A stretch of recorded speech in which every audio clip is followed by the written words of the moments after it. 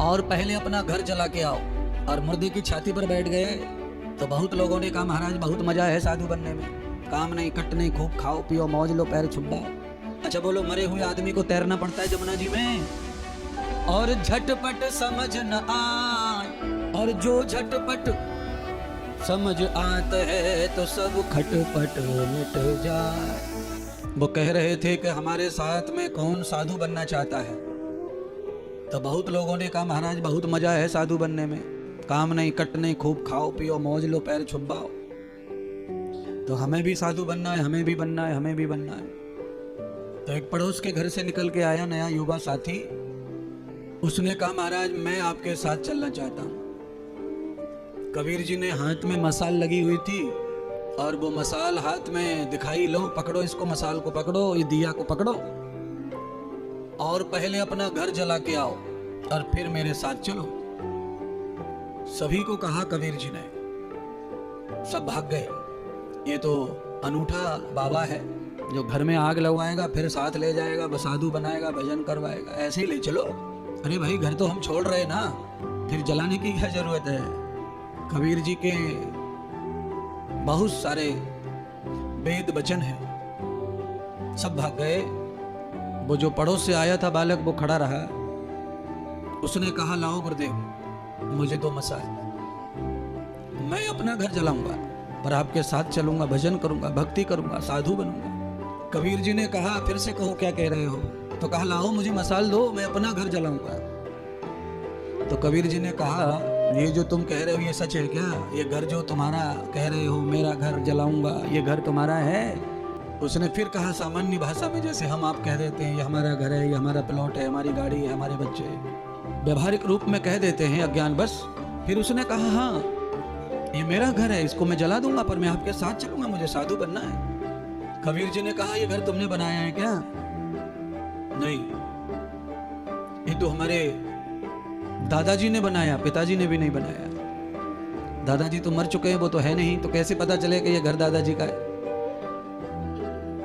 कि ये घर तेरा है ना तेरे दादा का है। ये तो जो कभी मरता नहीं है ये घर उसका है, और तू तो मरने के लिए आया है तो घर तेरा नहीं हो सकता। तब उसकी समझ में आया कि कबीर जी ये कहना चाहते हैं कि यह घर भगवान का है। उस लड़के ने कहा महाराज गुरुदेव माफ करना, सच कहा आपने, घर तो भगवान का है। तो कबीर जी ने कहा कि अब जलाने की जरूरत नहीं, घर को घर जलाने की अब जरूरत नहीं है। अगर तुझे समझ में आ गया कि यह घर भगवान का है तो अब तू मेरे साथ चल सकता है, अब घर नहीं जलाना है तुझको। ना घर मेरा ना घर तेरा, और ये धरती है भगवान की। कबीर जी के संग हो गया वो युवा, और कबीर जी के संग जो भी हो गए थे वो परम भक्त भगवान के ओरिजिनल भक्त बने। कबीर जी का जो भगवान को मानने का जो तरीका है ना वो बिल्कुल वेद प्रमाणिक है। उस समय कबीर जी के साथ में बड़ी लड़ाई हुई थी विद्वानों की, और भी बहुत सारे महात्मा साधु उस समय पैदा हुए, बड़े बड़े विद्वान हैं। जैसे मानो सूरदास पैदा हुए, तुलसीदास पैदा हुए उसी काल में। तो भगवान के बारे में सहमति मिलती नहीं थी संतों की उस समय, तो कबीर जी के थोड़े खिलाफ थे सब कि कवि का ज्ञान है अटपटा, कि कबीरा ज्ञान है अटपटा, और झटपट समझ न आए, और जो झटपट समझ आते हैं तो सब खटपट मिट जाए।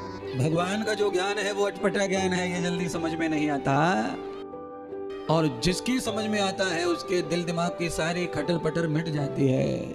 बालक जो है कबीर जी के साथ में एक शब्द में समझ गया कि ये घर भगवान का है, अपना नहीं है। तो कबीर ने कहा फिर कहाँ जलाने की जरूरत है, चलो। तो कबीर जी बताना ये चाहते हैं महात्मा जी कि कुछ भी जलाने की जरूरत नहीं है। जलाना है तो सिर्फ अपनी इच्छाओं को जलाना है, सब कुछ भगवान का है ऐसा मानना है। इच्छाओं का दमन हो गया और भगवान के लिए समर्पण हो गया तो फिर भजन करने की जरूरत नहीं है। अच्छा बोलो, मरे हुए आदमी को तैरना पड़ता है जमुना जी में? लाश फेंक दी जाए, महात्मा जी बताएंगे, अगर लाश को पानी में फेंक दिया जाए तो उसे तैरना पड़ता है कि बिना तैरे तैरती रहती है? बिना तैरे तैरती रहती है महाराज। और जो जिंदा है आदमी जिसमें अहंकार है वो हाथ पैर फेंक के भी डूब ही जाता है लगभग। अच्छा, तैरने वाला कितना तैर सकता है बोलिए? जमुना को एक बार पार कर सकता है, 2 बार कर सकता है, पर उसे ऐसा कहा जाए कि तुम्हें 12 घंटे तैरना है, शाम को 1 लाख रुपए मिलेगा, तो तैरने वाले की ऐसी की तैसी हो जाएगी, उसे डूबना पड़ेगा। लेके गुरु का ज्ञान, कि लेके गुरु का ज्ञान और यहाँ पे कुछ कर जा, पाके भगवत चरण को मरने से पहले मर जा। शरीर से मरना नहीं है, अगर अपने अंदर चल रहे द्वंद्वों को जो मार देता है वो जिंदे पर ही भगवान को प्राप्त कर लेता है, फिर उसे मरने की जरूरत नहीं पड़ती है। पाके गुरु का ज्ञान इस जहां में कुछ कर जा, पाके प्रभु के चरण को मरने से पहले मर जा। अहंकार और अज्ञान को जो मार देता है वो भव सागर से तैरता रहता है, उसे फिर तैरने की जरूरत पड़ती नहीं है। ऐसा सुना है हमने इतिहास में लोगों के मुंह से कि तुलसीदास अपनी पत्नी से मिलने के लिए चले गए शौक में, तो रात के अंधेरे में नाव वाव थी नहीं, तो एक लाश पड़ी थी। पुराने जमाने में लोग ज्यादा बहाते थे, जमुना गंगा पे भरोसा करते थे तो बहा देते थे, कल्याण हो जाएगा। बाद में ज्ञान पैदा हुआ लोगों को, शासन आया कांग्रेस का, बीजेपी का, तो इन्होंने सोचा कि प्रदूषण होता है तो फिर जलाना, और फिर जो है लाश में से थोड़ी सी हड्डियां जली हुई गंगा में प्रवाह करने की विधि। लोगों ने ऑप्शन और पर्याय ढूंढ लिए, पर मैला तो करते ही गंगा को, पहले सीधा फेंक देते थे शरीर को तो थोड़ा ज्यादा प्रदूषण होता था, अब थोड़ा कम होता है। कहते हैं तुलसीदास महाराज का चित्त पत्नी में इतना आकर्षित हो गया कि वो नाव में और मुर्दे में फर्क ही नहीं समझ पाए, और मुर्दे की छाती पर बैठ गए। भगवान की ऐसी कृपा रही कि मुर्दा जो है हवा के और पानी के बहाव में चला तो उस पार पहुंच गया, ससुराल पहुंच गए। तो कहना मैं ये चाहता हूं कि मुर्दे पर बैठकर तुलसीदास जैसे ससुराल पहुंचे, ऐसे हम भी भगवान के धाम पहुंच सकते हैं, पर हमें बैठना मुर्दे पर पड़ेगा। रात को आदमी जब गहरी नींद में सो जाता है उस समय मुर्दा हो जाता है, और जब वो मुर्दा हो जाता है तो हमने अपनी आंखों से देखा है सोते हुए आदमी की जेब में से रुपया निकाल लिए, पर्स निकाल लिया, डायरी निकाल ली। किसने निकाल ली? घरवाली ने। परीक्षा ले रही थी, देखो तो सही इनको पातो लगेगो को ना लगेगो, इतना सारा आइटम निकल गया, स्वामी को पता ही नहीं है, क्योंकि वो तो मुर्दा है ना। तो मैं कहना ये चाहता हूँ कि जीवन में कोई भी आपको सांसारिक हानि होती है, उस समय डिप्रेशन और टेंशन न लेकर के खुद को मुर्दा मान लो, फिर आपको कुछ टेंशन आने वाला नहीं है। प्रॉब्लम कहाँ है? आपको थोड़ा भी झटका लगा संसार के सुख का कि आप अपने आप को जिंदा मान लेते हैं और माथा पटक पटक के रोते हैं। पंडित जी के पास, बाबा के पास, हनुमान के पास, दुर्गा के पास, काली के पास, भूरी के पास, अरे भोले बाबा कुछ करो, मेरे जीवन में इतने दुख आ गए, इतने दुख आ गए। कहाँ से आ गए? दुख तो कहीं आए नहीं है, क्योंकि हमने पूरे गांव वालों ने किसी ने देखा नहीं दुखों को आते हुए, बस में से उतरते हुए, रेल में चढ़ते हुए, गाँव में चलते हुए, तुम्हारे घर की तरफ आते हुए, किसी ने देखा नहीं दुखों को। तो फिर आए कहाँ से? तुम ही कहते हो महाराज बड़े दुख आ गए, बड़े दुख आ गए। कहाँ से आए? कौन सी दिशा से आए?